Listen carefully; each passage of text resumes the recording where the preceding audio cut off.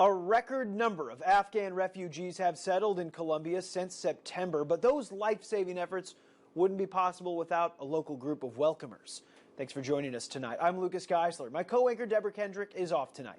ABC 17's Zach Boetto is live from the newsroom tonight. Zach, one group based in Colombia helps refugees get the critical items they need to survive in America.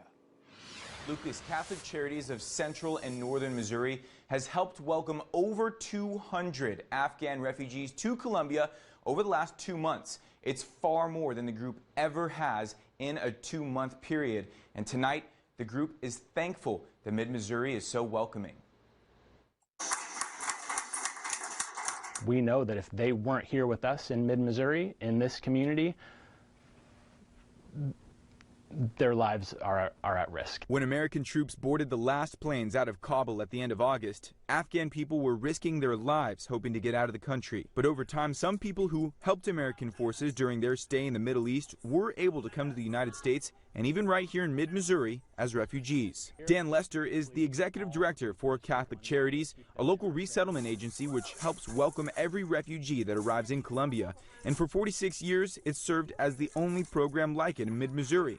He says this year is different. We've never experienced anything quite like this as far as this sheer number of folks coming in at once, and so it's kept all of us very, very busy. Catholic Charities provides a bunch of different programs to help refugees integrate into the Colombia society, including things like English learning and employment services. However, Lester says the welcoming program isn't a free-for-all, and Catholic Charities follows federal guidelines when bringing refugees from all different countries to the U.S. No one is advocating for open borders and we should just allow anybody to come here. No, absolutely not. We need to have safe, secure borders, but we also have a duty and a responsibility to care for those people who need support and who need help. Lester says Catholic Charities has to make sure when the new arrivals land in Colombia, the organization provides what they need to meet the refugees' basic and critical needs. For us and for me, it's life-saving work. I mean, refugees are not folks who are just leaving their home because they're looking for a better economic situation somewhere else.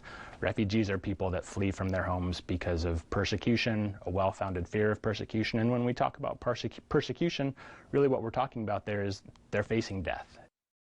And even through the holidays, Lucas, Catholic Charities make sure those families, some with brand new babies, have everything that they need. Since September 26th, Catholic Charities has welcomed 207 refugees to Colombia.